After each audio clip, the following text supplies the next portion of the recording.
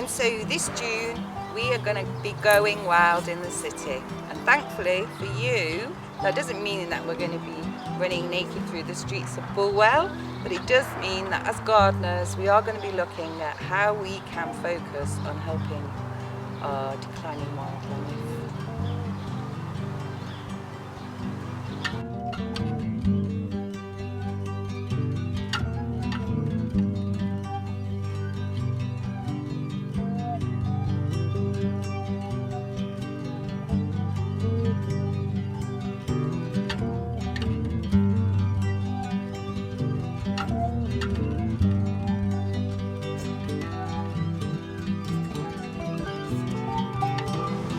Hello and welcome to Let's Get Growing. It's Jo Swan here, the educational gardener from Bulwell Forest Garden, and it is the start of June, and as such it's very exciting because this week we are going to be tying in with Spring Watch and also with Notts Wildlife Trust's, with the Wildlife Trust 30 Days Wild in June. So I'm here in the wildflower garden at Bulwell Forest Garden.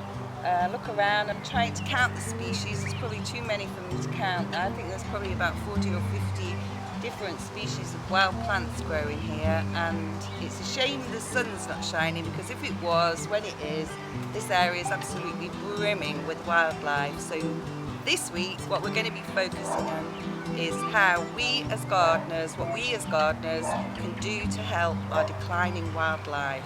So let's get cracking, let's get growing.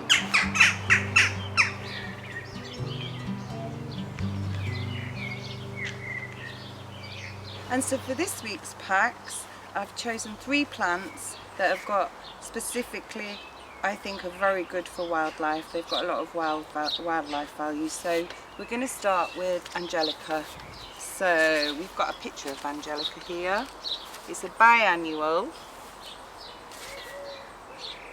It's quite tall, so it will flower and seed next year. It likes it quite wet, so you need to, it grows in boggy places naturally. It's an umbelliferous flower, which means its flower head is like an umbrella, and it is very good for attracting pollinating plants. So all 3 plants that I've chosen this week are all on the RHS's plants for pollinator list, and this is one of them. So that's Angelica.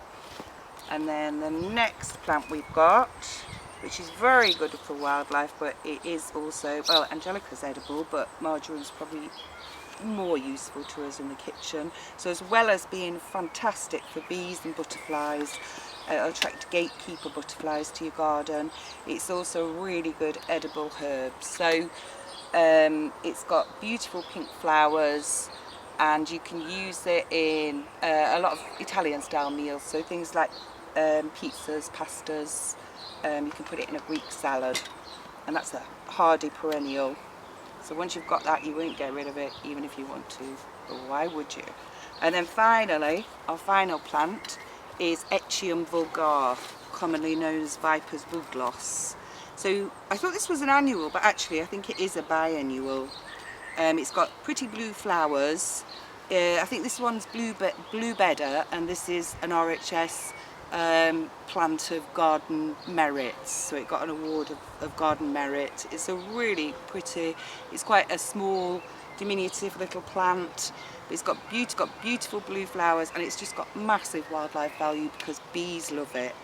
So what I'm going to do today is I'm going to put all of these 3 plants together in a big planter, and that's going to be my wildlife pot. So I've got a big planter, nice big square planter, and I've filled it up as usual with just some of our rough homemade compost, and I've mixed in a little bit of leaf mould into here. It's quite a rough mix, but most of the things I've done so far have been grown predominantly in this stuff, and they seem to be doing great, so better than our peat-free compost if I'm honest. So I'm going to start with the Angelica. So bearing in mind this is a tall plant, but it won't probably come into its own until probably next year. I'm going to empty it out. I know it's not particularly pot bound because it hasn't been in this pot for very long, and I'm going to put this at the back of my planter, and then I'm going to put my marjoram in this corner, and And then my Viper's Blue Glass, my Echium, which is a smaller plant, that's going to go at the front. And then I'm going to fill around them with some of my peat fruit compost. And the main reason for this is because our homegrown compost is probably going to be quite weedy, and it might keep the weeds at bay a little bit. Just fill it up. Quite a big pot, so quite a bit of compost. Press it down.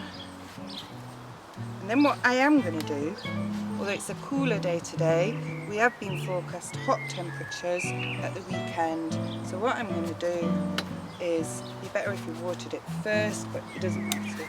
I'm going to go back over it and put a mulch.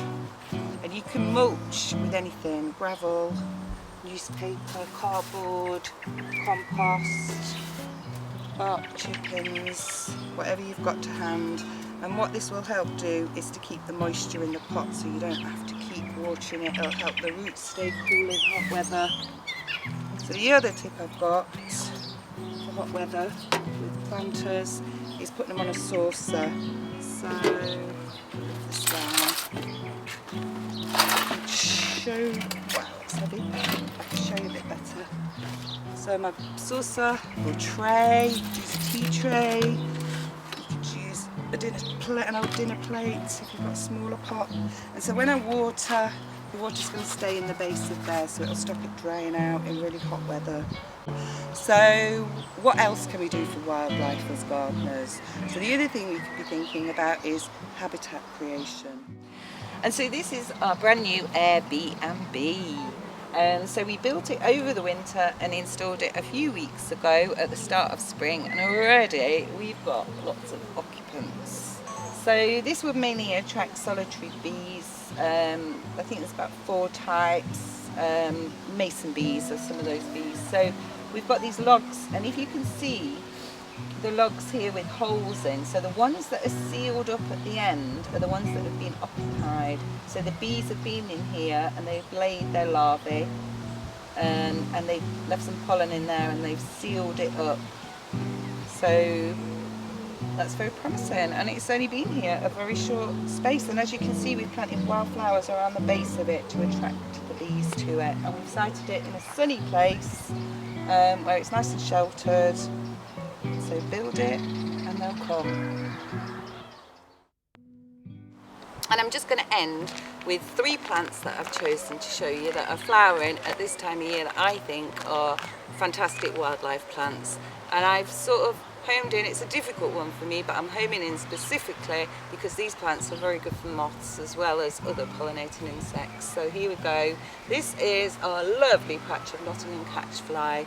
So it's a short-lived perennial. I think its Latin name is Silene Newton, and it has these like drooping little flowers that open in the evening. They release scent at night time, so they'll attract moths to your garden. And if you've got moths, then you'll probably have bats, and we've got 5 species of bats being detected here recently, which we're absolutely overjoyed with, and apparently that's brilliant for an inner city garden. And so the second plant I've chosen is one of my favourite plants of all time, and this is Hesperus matronalis, or Dame's Violet, or Sweet Rocket, alongside many other common names. It just looks gorgeous. It's a biannual. It releases its scent at night. It just smells amazing, hence its name, Sweet Violet. Sometimes they're white, sometimes they're pink, sometimes they're purple. Again, great for loads of different pollinators, and if you have these, you'll have moths and you'll have bats in your garden. So last but not least, my third plant is woolly mullein. This is Verbascum thapsus, and it again is a biannual. These plants have self-seeded. There's 4 plants here, and we left them in our veggie patch, and I'm so glad I did, because although they might look a bit untidy because something's been shredding the leaves, we've probably got about 100 mullein moth caterpillars on here. Beautiful things, and they're going to turn into mullein moths, which are a kind of tiger moth. And again, if we've got moths, we'll have bats.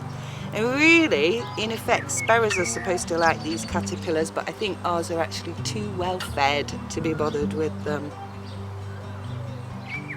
So, that's it. Thanks for watching, and yeah, hope you can go wild too in June. So let us know what you've been up to, and the 3 plants that are featured at the end will probably, once they've done this stuff and they've seeded, we will be saving seeds, and I'm sure they'll be featuring in your pack soon, and they could be in your gardens next year, spreading their wonderful wildness with you, sharing their wonderful wildness with you.